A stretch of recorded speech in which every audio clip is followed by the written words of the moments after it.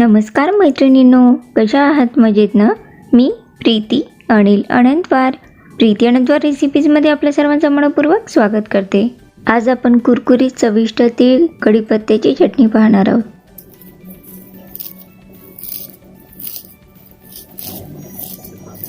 आवाज ऐकून तुम्हाला लक्षात आलंच असेल की ही चटणी किती कुरकुरीत झालेली आहे। कढीपत्त्याची चटणी बनविण्यासाठी 1 वाटी तीळ आणि 1 वाटी कढीपत्ता घेतलेला आहे। तुम्ही 2 वाटी कढीपत्ता सुद्धा घेऊ शकता किंवा 2 वाटी तीळ 1 वाटी कढीपत्ता असं प्रमाण सुद्धा घेऊ शकता। तिळाचं आणि कढीपत्त्याचं प्रमाण तुमच्या आवडीनुसार कमी जास्त करू शकता। कढईमध्ये 1 चमचा तेल टाकून घेतलेला आहे।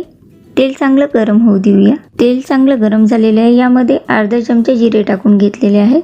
जिरे छान तडतडले आहे। यामध्ये कढीपत्त्याची पानं स्वच्छ धुवून घेतली होती सुरुवातीला आणि कोरडी करून घेतली होती। ते 1 वाटी कढीपत्त्याची पानं तेलात टाकून घेतलेली आहे। तेलात टाकल्याबरोबर कढीपत्ता उडू शकतो, त्यामुळे अगदी आरामशीर टाकावे। 1-2 मिनिटं असंच कढीपत्त्याला तेलामध्ये परतून घ्यायचं आहे। गॅसची फ्लेम स्लोच ठेवायची आणि 1-2 मिनिटं कढीपत्त्याची पानं तेलात परतवल्यामुळे हे कढीपत्त्याची पानं चांगली कुरकुरीत बनतील। 1-2 मिनिटं कढीपत्त्याची पानं तेलात परतून घेतलेली आहे। यामध्ये 1 वाटी तीळ टाकून घेऊ किंवा तुम्ही 2 वाटी तीळ सुद्धा घेऊ शकता। तीळ तेलात टाकल्यानंतर परतवताना हातावर उडण्याची शक्यता असते, त्यामुळे तीळ परतवताना अगदी आरामशीर परतून घ्यावे।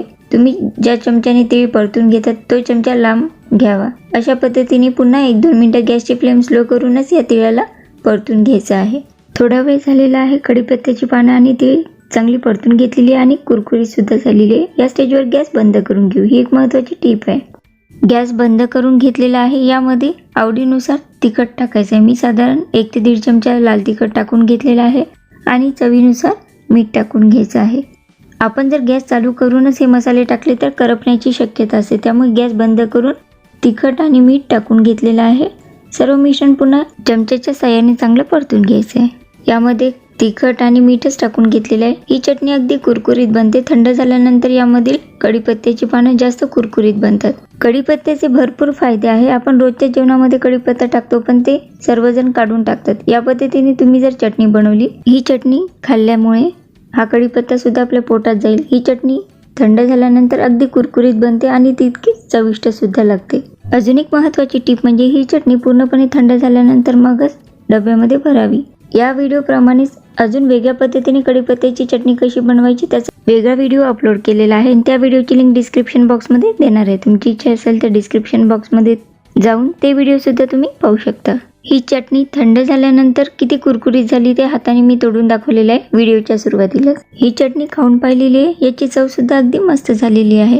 या व्हिडिओप्रमाणेच अजून भरपूर वेगवेगळ्या पदार्थांचे व्हिडिओ पाहण्यासाठी प्रीती अनंतवार रेसिपी चॅनलला अजून सबस्क्राईब केलं नसेल तर नक्की सबस्क्राईब करा। माझे व्हिडिओ तुमच्या फ्रेंड्सना नक्की शेअर करा आणि तुमचे कमेंट मला कमेंट बॉक्समध्ये नक्की कळवा। व्हिडिओ पूर्ण पाहिल्याबद्दल आपल्या सर्वांचे मनपूर्वक धन्यवाद।